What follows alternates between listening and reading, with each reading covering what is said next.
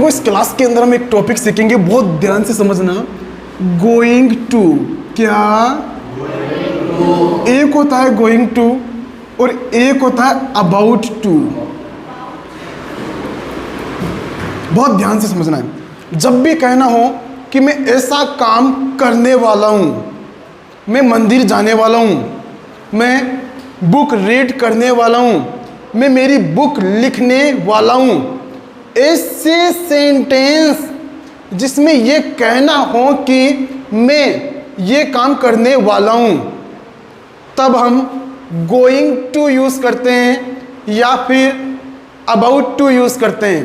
पर एक बहुत प्यारा सा क्वेश्चन यहां बनता है कि इन दोनों में अंतर क्या है। फिर जब सेम सेंटेंस के लिए हम गोइंग टू भी यूज कर रहे हैं और अबाउट टू भी यूज कर रहे हैं, now the question is that what is the difference between going to and about to.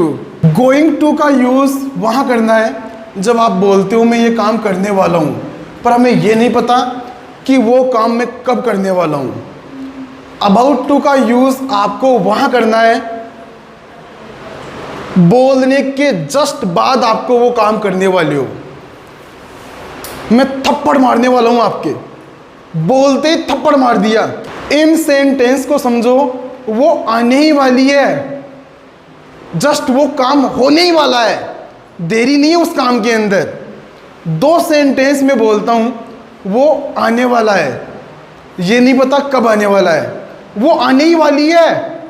ये बीच में जो ही लग रहा है ना, ये बताता है कि वो एक्शन, वो काम जस्ट होने ही वाला है।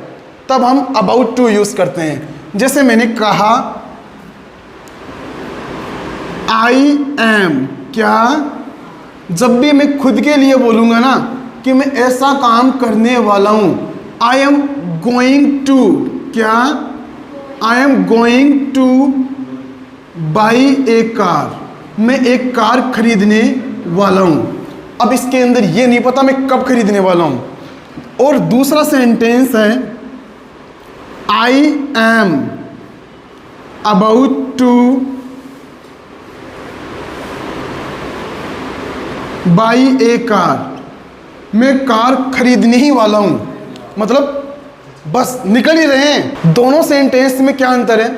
एक में तो हम ये बताते हैं कि ये काम होने वाला है और दूसरे में ये काम होने ही वाला है। जैसे मैंने कहा मैं मेरी बुक लिखने ही वाला हूं, I am about to write my book. बहुत ध्यान से समझिए, I am about to write my book. वो मुझे मारने ही वाला है, वो लड़का मुझे मारने ही वाला है। कैसे बनेगा? He is about to kill me. बहुत ध्यान से समझिए आप लोग, है ना। इस तरीके से ये सेंटेंस बनते हैं।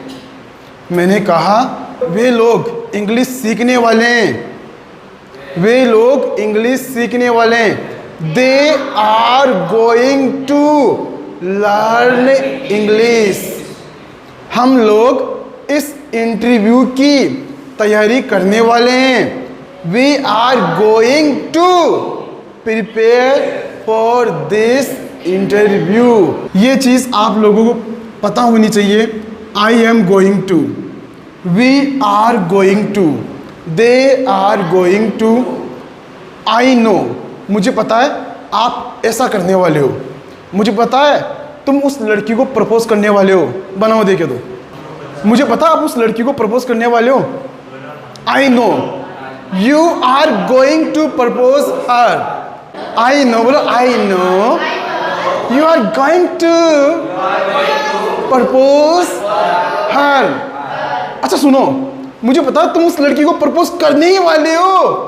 या अबाउट टू यूज होगा जब भी हमें ये पता लगे कि वो काम जस्ट होने ही वाला है, आप ऐसा करने ही वाले हो, मुझे पता है। Then your sentence will be start from I know are about to propose her. Something like that. You can make lots of type sentences like me. मैं नया फ़ोन खरीदने वाला हूँ. I am going to buy a new phone. Yes, please everyone. आप भी बोलिए please. मैं उस लड़की से बात करने वाला हूँ. मैं मेरे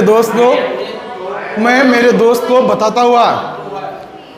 इस सेंटेंस को आराम से बनाओ. I am going to talk to her. Very nice.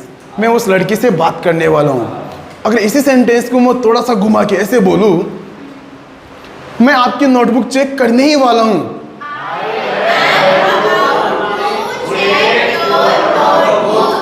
Correct. I am about to check your notebook. जाओ मत, मैं जस्ट नोटबुक चेक करने ही वाला हूँ, है ना. ये मतलब है, ये अबाउट टू है. समझ रही हो क्या? I, we, you, they, he, she, name, Sonu and Monu, my friend, my sister, my brother. ये ऐसे वर्ड है जिनसे सेंटेंस हमेशा स्टार्ट होता है. इन्हीं से स्टार्ट होता है मोस्टली सेंटेंस. हम इतने दिन से यही तो चीज़ देख रहे हैं कि इन्हीं से सेंटेंस स्टार्ट होता है ना. इनको डूअर बोलते हैं. काम करने वाला डूअर होता है. जैसे मैंने कहा, वो लड़की मेरा फ़ोन चेक करने वाली है. बनाओ देखो, परफेक्ट सेंटेंस. वो लड़की मेरा फ़ोन चेक करने वाली है. तो एक काम करता हूँ, मैं कुछ चीज़ें डिलीट कर देता हूँ. ऐसे बोलते हो. She is going to check my phone. बड़ी आसानी से ये सेंटेंस बन जाते हैं अगर आप इनको समझ पा रहे हैं तो. I am not going two by A car. मैं कार नहीं खरीदने वाला हूँ. अरे भाई, लोगों को मत बताओ ऐसी बात. मैं ऐसा नहीं करने वाला हूँ, है ना. मैं बुक्स खरीदने वाला हूँ. आई am going two by books. किताबें खरीदने वाला हूँ. For my study. मेरी पढ़ाई के लिए. इस तरीके से बोल सकते हैं. मैं आज मेरी मम्मी की किचन में मदद करने वाला हूँ. पता है तुम्हें? In the kitchen. करेक्ट है, super. I am going to help of my mother in the kitchen. इन सेंटेंस को आप लोग जितना बोलेंगे उतना निखार पाएंगे कि चीज़ें क्लियर है क्या, है ना. बोलो, I am going to. I am about to. He is about to. He is going to. She is going to. She is about to. Avantika is going to. Ayansh is going to, है ना. Sumit is about to, है ना. Priyanshu is about to. अब एक sentence आप लोग बनाएंगे, है ना. और सेंटेंस यह है कि मेरा दोस्त मेरे लिए गिफ्ट लाने वाला है. बहुत प्यारा सेंटेंस है, यकीन मानिए आप. मेरा दोस्त मेरे लिए गिफ्ट लाने वाला है. ब्रिंग मतलब होता है लाना. My friend is going to bring a gift for me. मेरे लिए. बड़ा सेंटेंस है पर अच्छा सेंटेंस है, प्यारा सेंटेंस है. Could you repeat please one more time the same sentence? Who will try? Yes please everyone. Bring a gift. इस चीज़ को आप लोग कैच करो कि आप इस सेंटेंस को बोलते हुए क्यों अटक रहे हो, या फिर मैं ये कहूँगा कि आपको टाइम क्यों लग रहा है. Lack of practice. यहाँ प्रैक्टिस की कमी है. That's why you are taking the time. आपको समय लग रहा है, टाइम लग रहा है. You have to understand this concept. इस कॉन्सेप्ट को समझना पड़ेगा कि प्रैक्टिस तो करनी ही करनी पड़ेगी. 15 minutes in a day practice can change your fluency. Seriously, बोल बोल के प्रैक्टिस करो। यही मूल मंत्र है इंग्लिश सीखने का। अगर कोई इंसान ये बोलता है कि मैं इंग्लिश की प्रैक्टिस नहीं करूँगा, तो वाकई वो इंग्लिश नहीं सीख पाएगा, क्योंकि बोलने से बोलना आता है। एक छोटा बच्चा था, मम्मी पापा की लड़ाई हो गई थी, जैसे छोटा बच्चा हुआ था, हो जाती है क्या पता, तो दोनों ना 4 साल तक नहीं बोले और उसका असर बच्चे पर दिखा। 4 साल के बच्चे को बोलना ही नहीं है। अमेरिका में एक रिसर्च हुई, पेरेंट्स के एक बच्चा हुआ, लड़ाई झगड़ा हो गया दोनों के बीच में, तो बात नहीं हुई दोनों के बीच में। जब बात नहीं होगी तो बच्चा कैसे सुनेगा? कोई वर्ड सुना ही नहीं बच्चा। अरे बच्चा कब सीखता है? जब कानों में कोई वर्ड्स जाते हैं, आवाज़ आती है, सुनाई देता है कुछ। 4 साल तक वो लोग बोले नहीं, तो बच्चे को एक भी शब्द बोलना नहीं आया, और ये समझने लगे शायद बच्चा गूंगा है।